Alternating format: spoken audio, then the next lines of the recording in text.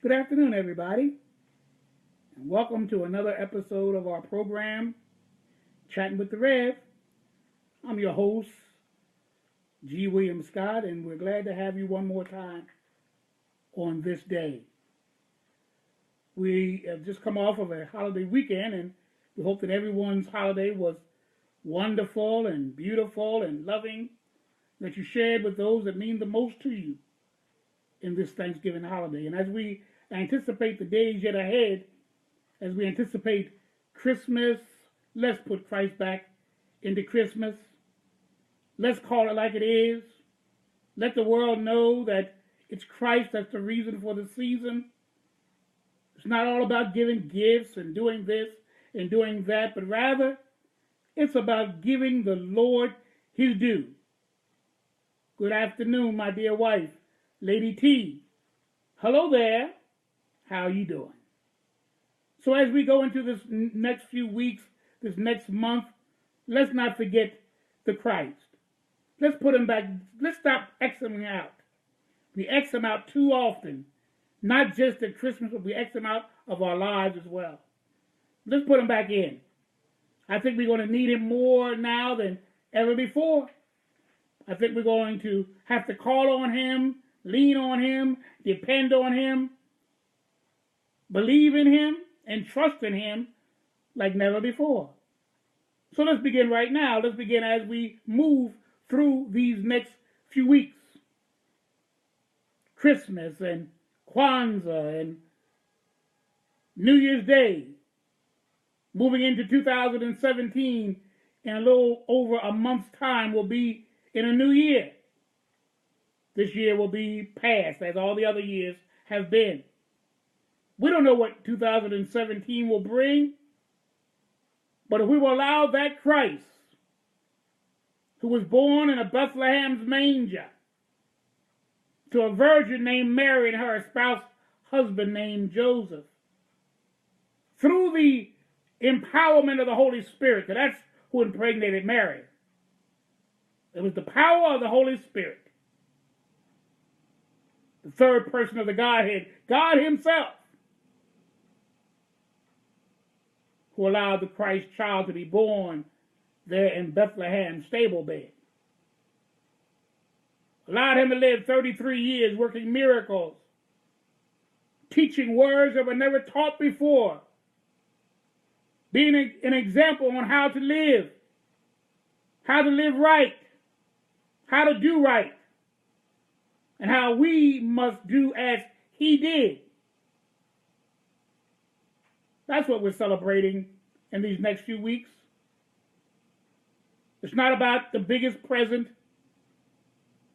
It's not about whether you went to Walmart or you went to Macy's or whether you went to Fifth Avenue. It's not about all that. The cost of the gift, the size of the gift, it doesn't matter. These are temporal things. What Christ and his birth reminds me that there are things that are more than temporary, more than temporal, more than here, now, and gone tomorrow. Many of the gifts that we're going to receive in the next few weeks, after that, will either be broken, forgotten, or dismissed. We better start looking at things that are stable, permanent, fixtures, if you will, that you can count on today, tomorrow, and forever. And those are the things of the Lord. Yahshua, by way of Yahweh, his Father, and the Ruach HaKodesh, the Holy Spirit. But we're going to get into that another time. We're not going to be dealing with Bible lesson, but I want to, because of the spirit we're in, the season that we're in, I would think it'd be amiss if I didn't mention this. I also want to note that on yesterday, our granddaughter, my wife and our granddaughter, Minuet Harmony Marie Smith, reached a milestone of 1 year old. Happy birthday, Minnie. And we're glad that she's reached that milestone. We were there when she was born. It was a happy moment now, and it's a happy moment still. And I hope that she has 100 more birthdays yet ahead of her. And that the blessings of God will sustain her, keep her, guide her, and direct her every step of the way. And even when life brings its stumbling blocks and obstacles, which it will, that she will have something that she's grounded in. And even if she drifts away, which she probably will, that she'll come back to the way, the truth, and the life that's found in our Lord. Happy birthday, Minnie. A couple of weeks ago, our other granddaughter, Symphony, had her 15th birthday. A week or so before that, 10 days to be exact, I had my 65th birthday.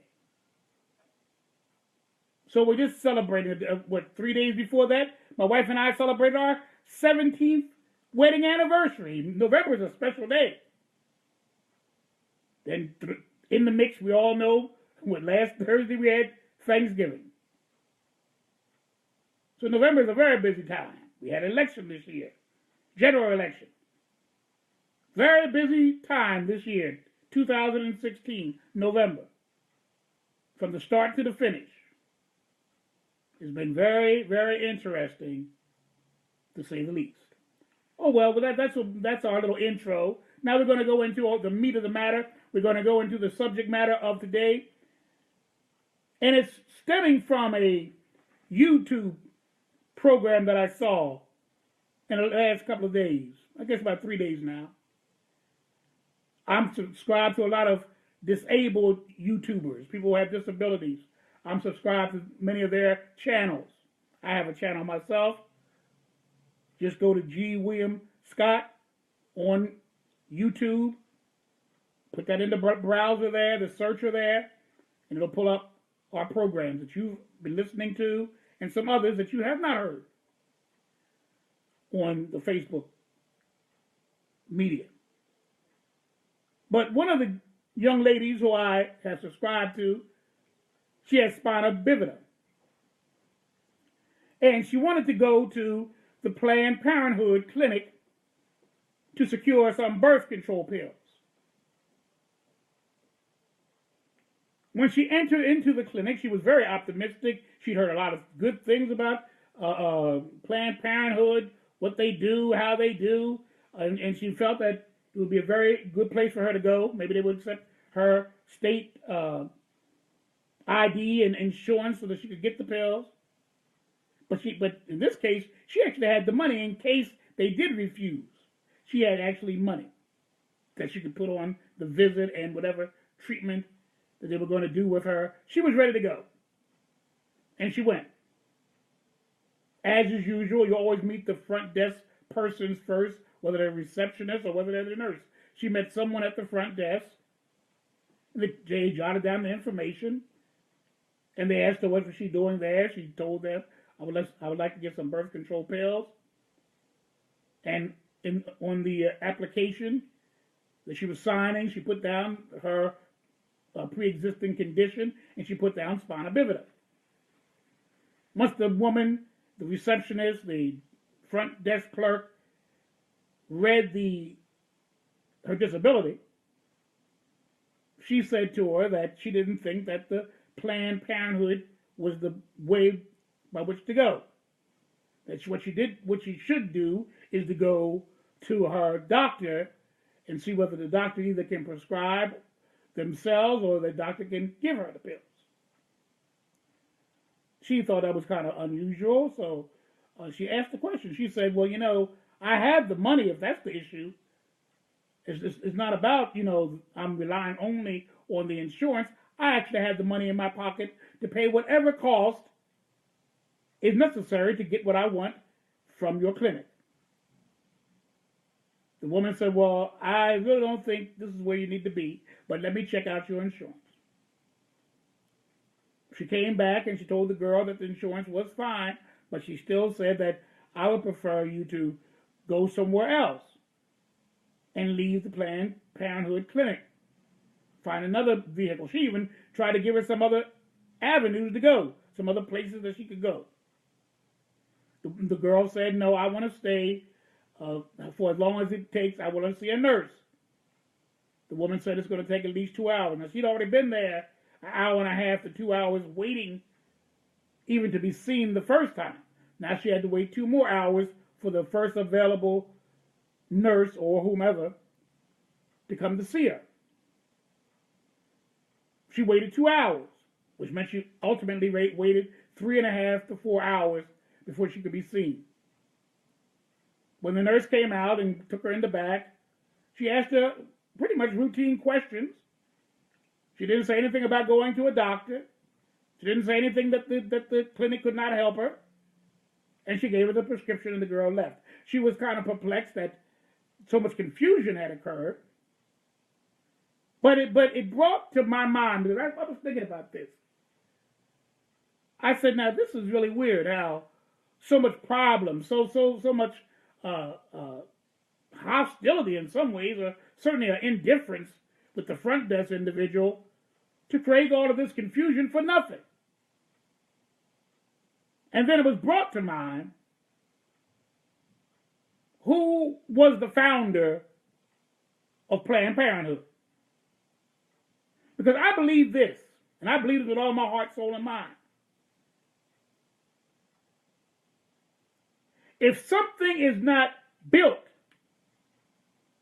on a firm foundation and not built on moral and ethical principles, it will manifest itself even decades and even scores later. I'm going to tell you what I mean. The founder of what would later be called Planned Parenthood was a woman named Margaret Sanger. Margaret Sanger. Now, Margaret Sanger, she was born in 1879 and she died in 1966.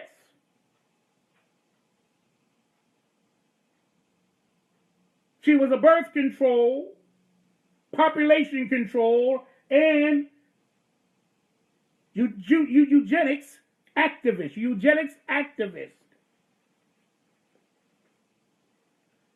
You said, well, we know about birth control, we know about population control, but what's eugenics?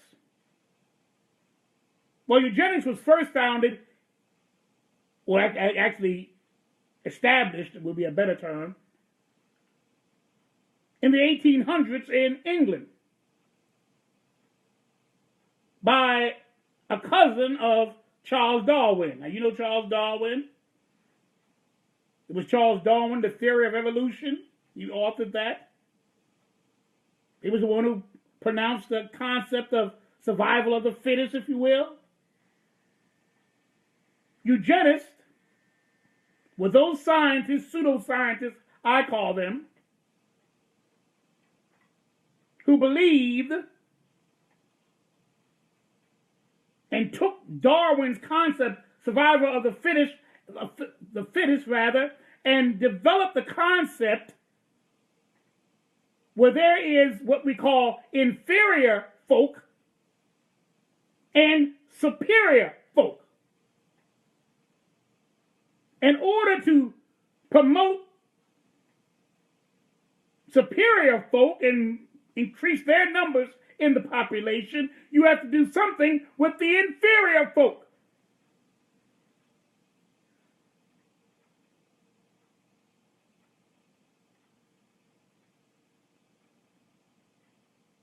The inferior folk, initially, they call them the unfit. I'm going to read it to you. Positive eugenics was a movement that attempted to improve the human population by encouraging fit people to reproduce. Thank you. Trevor says invalids, right. infirm, if you will. So the positive aspect of eugenics was to encourage those who were fit, those who were physically fit, mentally fit, developmentally fit, to procreate. Have as many babies as you can. And on the flip side, the negative eugenics tried to find solutions to stop the unfit,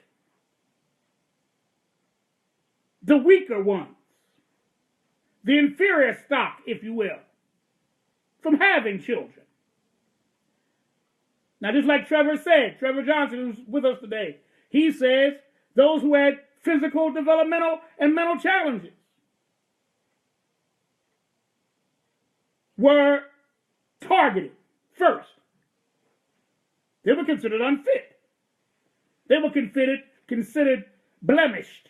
Remember we talked about that from the Bible days, the blemished, and how the blemish eventually became a key word for sin. Here we go again. And we're going to talk about, it's going to get deep, honey, because she uses the word sin in the same context as the Bible, Old Testament. It's going to really get deep.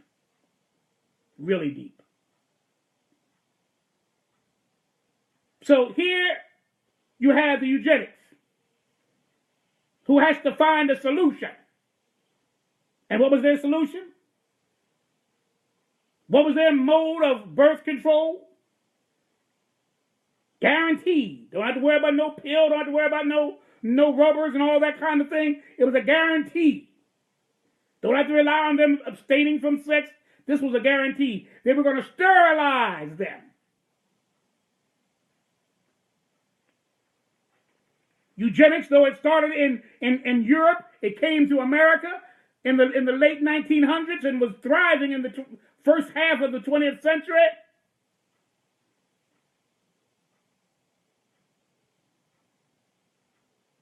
And sterilization was implemented. It was first implemented for those who were poor, those who were sick, those who were feeble-minded, the disabled, the quote, idiots, the quote, morons, unquote, and the insane, quote and unquote. The disenfranchised were the first victims of this eugenics movement here in the United States of America, where we proclaim liberty and justice for all. It was never meant for all. That's not what the founding fathers meant for all. No president ever meant it for all.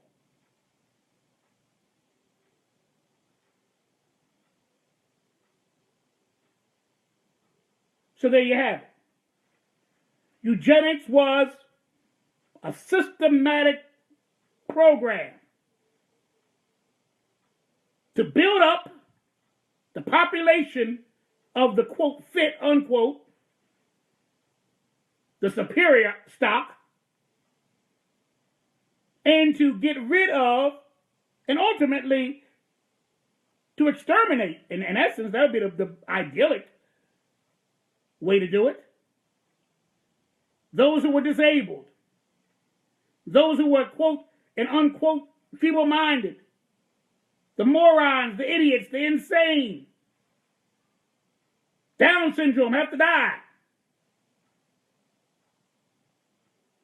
Person confined in the bed because they can't walk has to be sterilized.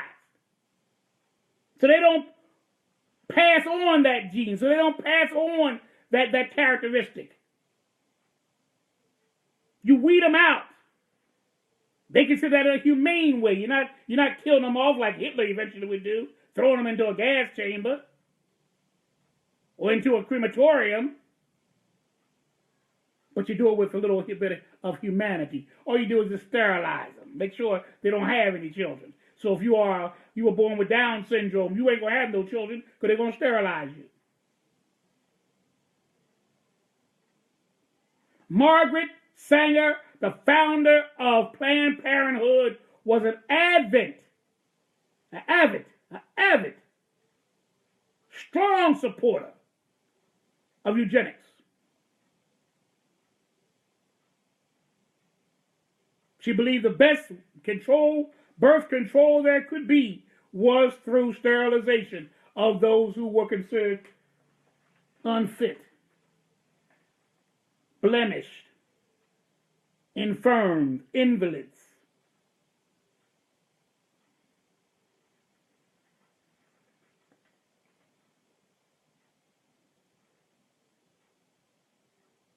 You know, the ironic thing about it is that Sanger really, I mean, there's a little bit of paradox to her, a little bit, if you will. She rejected positive eugenics, which is procreating through increasing the population of the fit. But she embraced getting rid of the unfit.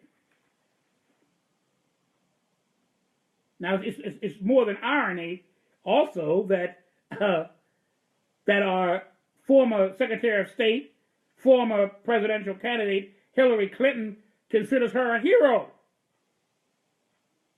Go to YouTube, check out Hillary and Margaret Sanger. She referred to her throughout her campaign as being her personal hero. Personal hero. Now, as is always the case, and this is what happened even in Nazi Germany, who also embraced eugenics. And I'm going to tell you the truth. They embraced the eugenics on the model of the United States eugenics. They just took it one step beyond.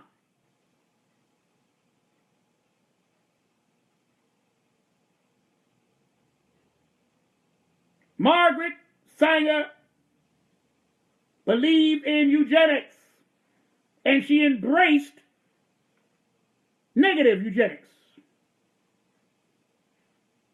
which is stopping the growth of unfit people to procreate to make other unfit folk. Gotta get rid of these unfit people. You stop it by tying tubes. Abortion is another way that you control birth. Kill them. Don't let them see the light of day. Many women were forced to do that who were, if they did become pregnant, if they could not sterilize them because they already are having the children already, then they just aborted them. This is all part of Planned Parenthood.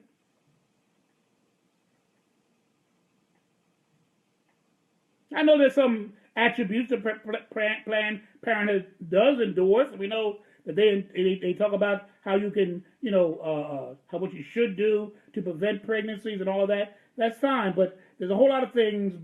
They also do the breast examinations to see if there's any degree of cancer. There are some things that are redeemable, but beyond all that redemption, there is the sinister. Beyond all that redemption, those are the little points here and there that are redemptive, there is also a sinister side to it.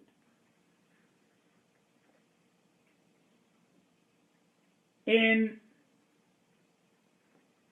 1939, we're going to read the whole thing to you. In 1939, Margaret wrote to a Dr. Griffin. She wrote to a Dr. Griffin. In fact, her name is Dr. Gamble. Dr. C.J. Gamble in 1939. She wrote him a letter. Because see, this is how it happens.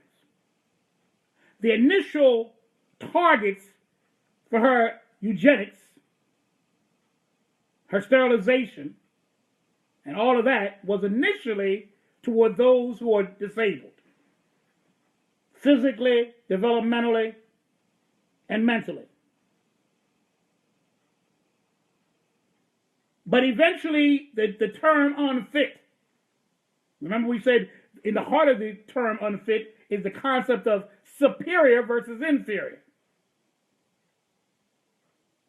So eventually, the eugenics had to also look at it from a broader scope than just people with disabilities, Who else in society, particularly in the 1918s, 20s, 30s, and 40s, could be considered inferior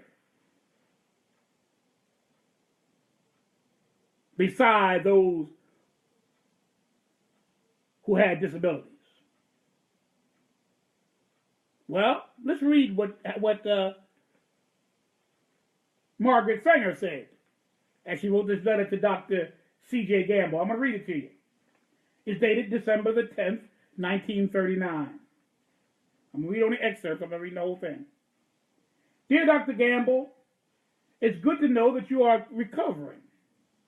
I also am stepping up, and I'm having a much better than in the past week. Mrs. Delp was here for Thanksgiving. That's ironic because we just got finished celebrating Thanksgiving. Hello, Amir. We're talking about Margaret Sanger, Amir, and about the Planned Parenthood. I am more than delighted to learn that she was able to get $250 from the California Birth Control Organization, plus the $600 from the Federation. Then she goes on.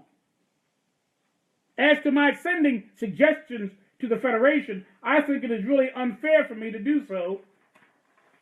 I am too far away to have the personal contact of the different reactions.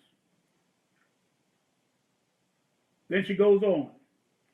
There is only one thing that I would like to be in touch with and that is the Negro Project of the South. Who elected him? Nobody elected him. It's how things are. Some things we just don't. It's not a vote that brings them into office. Philosophy is not a vote. It's the way people feel. And you get enough people feeling a certain way, then that becomes the order of the day. But let me continue. Miss Rose sent me a copy of your letter of December the 5th. And I note that you doubt it worthwhile to employ a full-time Negro physician. It seems to me from my experience, where I've been in North Carolina, Georgia, Tennessee, and Texas, that while the colored Negroes have great respect for white doctors, they can get closer to their own members and more or less lay their cards on the table, which means their ignorance, superstitions, and doubts. They did not do this with the white people, and we cannot train the Negro doctor. We must train the Negro doctor at the clinic so that he can go along with them and enthusiastically and with knowledge, which I believe will have far-reaching results among the colored people. His work, in my opinion, should be entirely with the Negro profession and the nurses, hospital, social workers, as well as the county's white doctors. His, meaning the black doctor, Negro doctor, will depend upon his personality and his training by us. Listen to this. The minister's work is also important, and also he should be trained, perhaps by the Federation, as to our ideals and the goals that we hope to reach. We do not want word to go that we want to exterminate the Negro population, and the minister is the man who can straighten out the idea if ever occurs by any of the more rebellious members. So the Negro ministers are supposed to put the rest and put the more militant members of the race at ease. That we're not talking about extermination. We're talking about control. Controlling you folk. I agree with you that Miss Rose has done a remarkable job in thinking through and planning the project. But she has worked on it for some time. As soon as I knew there was a possibility of getting any money, I put her at work drafting the plan for Mr. Lankner. This is your Margaret Sanger. The Negro Project was initiated in 1939 by Margaret Sanger, who was the founder of the Planned Parenthood. Think about it. Eugenics is a science that deals with the improvement of heredity, qualities of a race or breed. She wanted to get a people that would be strong and powerful, Anglo-Saxons, white folk.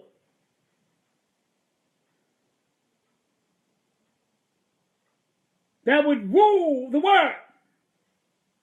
And ultimately do away with those who are feeble-minded, those who have physical disabilities, those who have mental disabilities, and ultimately those who are African American and other minorities within this country. Margaret Sanger. I want to tell you something. Margaret Sanger was something else. I'm going to tell you the truth. I want to read to you. I want to read because I want you to get this thing in your heart and in your mind. And I was looking at once again YouTube, and I flipped through an interview that Margaret Sanger had with very famous personality in his day, Mike Wallace. He was at that time an ABC commentator, and she had a conversation with him, and he asked her a question. Do you believe in sin? This is what he asked her. Remember we talked about sin before? How it's tied into disability? Even now. And this woman was not even a Christian. She was raised a Christian, but she was agnostic at best. If you hear some of this interview, we can't play the interview for you, but if you would listen to the interview, you would see how a lot of what she says is really not Christian at all. And that she really can be considered almost atheist, some of the things she was saying. She says she's a cultural Christian, which I don't know what that means. But cultural, to me, it would mean that she was just, that was her background. But she's not a practicing Christian at all. This is what Mike Wallace asked her. Do you believe in sin? And when I say believe, I do not mean committing sin. Do you believe that there is such a thing as sin? He's asking her that. Do you believe there's such a thing as sin? This is her response. Well, I think that the greatest sin in the world is bringing children into the world that have disease, that have no chance in the world to be a human being practically. Think about it. Hey, Mary. This is Margaret Sanger, founder of Planned Parenthood. She said about the African Americans one thing. Now she's saying this about those who have disabilities. It's the greatest sin of all. The greatest sin in the world is bringing children into the world that have disease from their parents, that have no chance in the world to be a human being practically. Not even a chance to be a human being. Delinquents, prisoners, dependent on all sorts of things. Just marked when they're born. That to me is the greatest sin that people can commit. No, this is spoken in September of 1957 in Mike Wallace interview program on station ABC. 1957. Now keep in mind, she was born in 1879. She still has these ideas all those many years later. Still has the idea that people with disabilities aren't even human, or just practically human. Almost like that 1/5 of a human being. Or 2/3, that's right, 2/3 of a human being. It's in the Constitution relating to African Americans, black folk.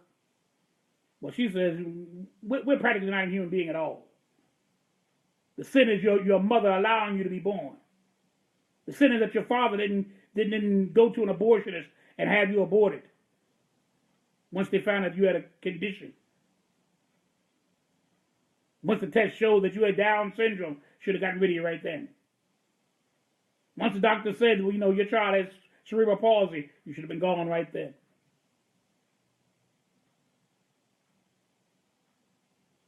There's no purpose in your being here. No purpose in your being alive. This is the principle of Margaret Sanger, the founder of Planned Parenthood. And I bring it up because I was talking about a girl who had cystic fibrosis who just a few days ago went to a Planned Parenthood clinic to get birth control pills and was put through the ringer. But as I say, I believe this in my heart. If something is founded and grounded in immoral and unethical principles, it will linger way after they're gone. She's been dead since 1966, but that spirit still lingers even today.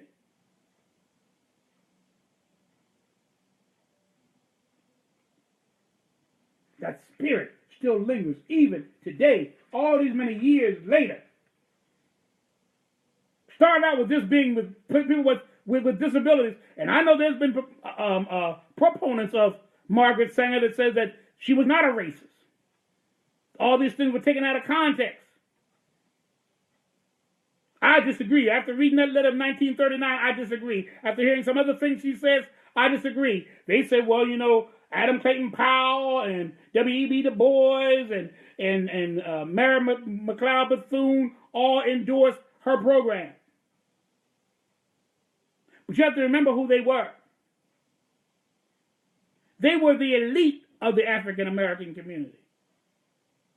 They were the intelligentsia of the African American community. So she could tap into their own philosophy. They could relate some of what she was saying. Get rid of those undesirables amongst you, so that you can have a race of people that will be brought up intellectually, that will appreciate education, that will appreciate going to college, that will appreciate things other than agricultural careers and trade careers. That was the contention that Booker T had with W.E.B. Booker T was about, agricultural skills and all this kind of thing. And trades and other things, that everybody's not going to be able to go to college and do well in college, but we can still do well. W.E.B. said, oh, no, we've been sharecroppers and cotton pickers long enough. The black bourgeoisie.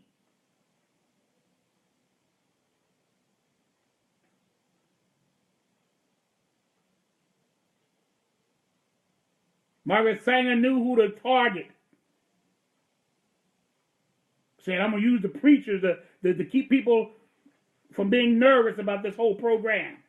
This project called the Negro Project. Remind me of the final solution of Hitler. Same kind of mentality. Hi, Karen.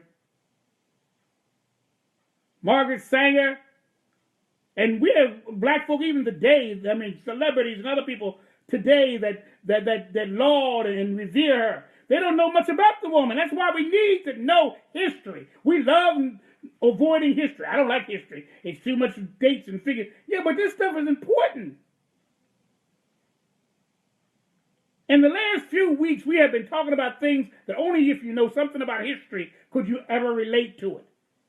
How can Hillary win the popular vote, but Donald Trump won, is president? Because you don't know how the system works. You don't know the history. You don't know government. The popular vote is not the final word. It's the Electoral College. That's the final word. And our voting only determines who's going to represent us in the Electoral College, the Republicans or the Democrats. For example, Pennsylvania went with Trump. So that means the delegates from Pennsylvania have vowed to go with Trump. Now, the ironic thing about this is the Pennsylvania, amongst I think about 15 other states, they have a unique clause to it. That the delegates could, if they choose, the Republican delegates, if they choose, could vote for the other candidate, which in this case will be Hillary Clinton if they choose. Some other states are like that. Wisconsin, Massachusetts, a few other states are like that. 15 in all. That can actually change their commitment, their vowed commitment. They could change it. But you have to know something about it. Then do you know that if it was a tie between the delegates of the Electoral College, that is the House of Representatives, the congressmen, the 435 congresspersons that would eventually choose the next president? So there's a system here. And to understand Planned Parenthood, before you start lauding people and saying what a great thing they do and all that, you have to understand people's motives.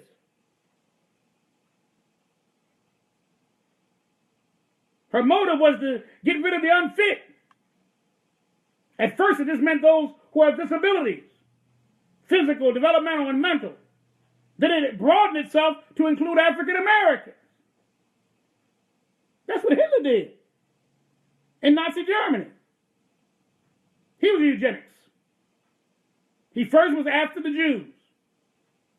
Well, actually, the first people were after, once again, was the disabled folk. He would experiment on them. Then he went to twins. He wanted to see what's the difference between the twins and what's their real difference.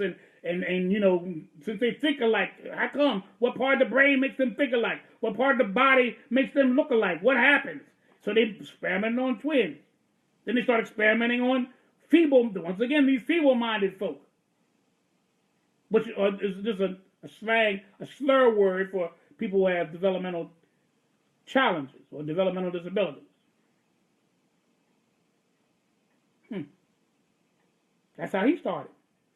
Then he went from the feeble-minded to a race of people. Almost like, once again, Margaret Sanger went from the feeble-minded to the African Americans. And even now, did you know that more people are aborted in New York every year than are birthed in New York every year? That's a travesty. That's a travesty, but that's a legacy of Margaret Sanger and the Planned Parenthood. Now, I'm not saying dismantle it. There are good, as I said before, there are good aspects to it. But I'm going to tell you something. For every good, there's maybe two or three that's not so good, that's somewhat horrific in what the purpose is. For black folk, for challenged people, these things are still on the book. Some things you would be surprised what laws are on the books that were never taken off. And all you need to do is have somebody come along that wants to change things up and want to go back to the old days. Like, you know, our president-elect has said to us, making America great again. Like going back to the good old days. The good old days were good for some folk. They weren't good for everybody. For people with disabilities, that was no good old days. You were throwing in institutions in the good old days. In the good old days, you couldn't get on a bus because there was no ramps on the bus. In the good old days, people could discriminate with you with whether you could get a job or not. In the good old days. Blacks were lynched in the good old days. Churches were burned up in the good old days. Dogs were sicked on you in the good old days. Mentally challenged individuals, the developmentally challenged individuals were thrown in asylums that were worse than prisons. And people would come to the asylum and just, like they would go to the zoo and make fun at the person with a mental illness or a developmental challenge. Good old days. Good old days, women couldn't vote. Good old days. Good old days, homosexuals would be beaten within an inch of their life. Good old days.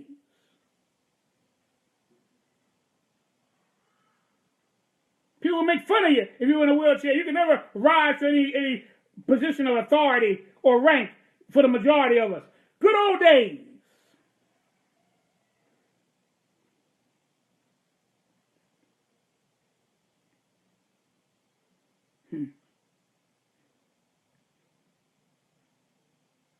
But I'm going to tell you,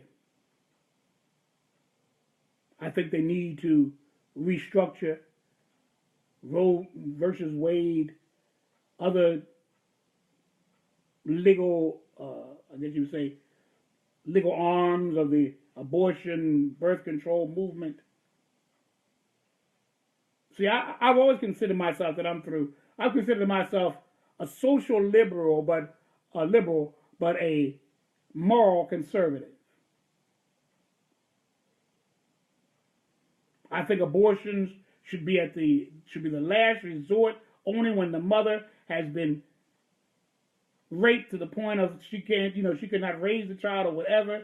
Even that, I would say, it should be optional. It should really be taken seriously, whether that should be the option of abort a child, even if it's an abortion. But I would certainly say if a mother's life is at stake, that child may have to be aborted to save the mother's life. She may be the mother of other children. She has a life already established. If her life's in jeopardy, maybe that would be the time to abort. But just to abort because, I don't want to have the child. There's too much out there. There's adoptions. There's people who can't even have children that would love a child. How many people have raised other people's child? I look at Oprah. Somebody else raised her. Gerald Ford. Somebody else raised him.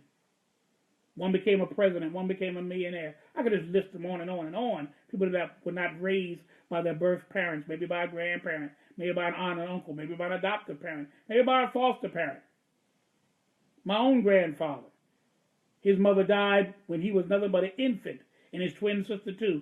No record of his father was ever found. A woman stepped up, and they were going to throw him into, he was so frail, they were going to throw him into the casket with his mother and his sister. He was born in Clarksville, Virginia, 1902. That was way back. And they said they're going to just throw him in there. He might well just throw him. Who going to take care of him? Ain't nobody out here going to take care of him. I don't know the story why his father wasn't there. I don't know the story why his mother's people weren't there. I don't know the story, but I know this: they were going to throw him into the casket along with his infant twin sister and his mother. And a woman came up and said, her name was Miss Watkins.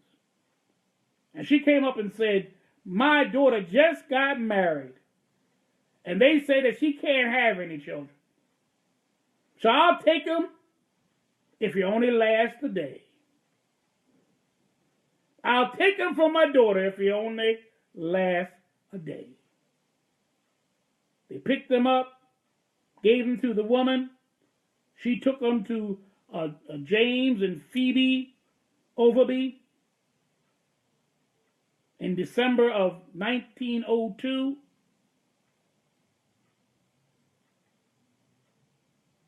They raised him as their own. There's my cousin, Talia. They raised him as their own. They did have children. They had 5 children. But before she died, all of her natural children had died. And this is the girl who just got married, remember I told you? Whose mother saved my grandfather from being destroyed. It was my grandfather. I met the woman, Miss Phoebe. It was my grandfather who had to bury her. Yes, she had 5 natural children. They said she would never have any children, but she had 5. Most of them died tragic deaths. One died from pneumonia. One died from tuberculosis. One died because he got hit by a train. One died because he got hit by a trolley. Tragic deaths. My grandfather would go there to see her every single day. I say, I mean her adopted son. Not even officially adopted. Not in them days. And when she died, he was one responsible for her burial. The little baby who they said that they would take if he only lived a day, only lasted a day, will be the one that would would be there when all of their children were dead. When the father died, and was the only one there when the mother passed. You just don't know. You just don't know. Lies you say don't mean nothing mean all the world to someone. It makes a difference in someone's life. I had a friend that who very good, actually a colleague, and her child died at birth, stillborn. And at first he just wrestled with the idea, that my child, now, the child's gone. I mean, what was the purpose of him even coming if he's going to go not even breathe the breath of life at all? But as time went on, it said that he made her into the woman she became. That experience made her into the woman she became. All those aborted children had a purpose. I believe even the ones who never saw the light of day, I believe the ones who were aborted still had a purpose. And some mothers, after they have decided to have an abortion, they become better mothers to the children that come after because they said never again. But I'm here to tell you, I was talking about this with Margaret Sanger because, people have called her a hero, including Hillary Clinton. Other people have lauded her. People have, spoken so highly of her in Planned Parenthood. And I'm not saying anything about Planned Parenthood, but I am saying a little bit of something about Margaret Sanger. She was a eugenist who believed in the survival of the fittest, who believed that there was a superior stock and there was an inferior stock, and she believed at first that it was those who had physical, developmental, and mental challenges, and then ultimately it included those who were African American. She sterilized them all, as many as she could.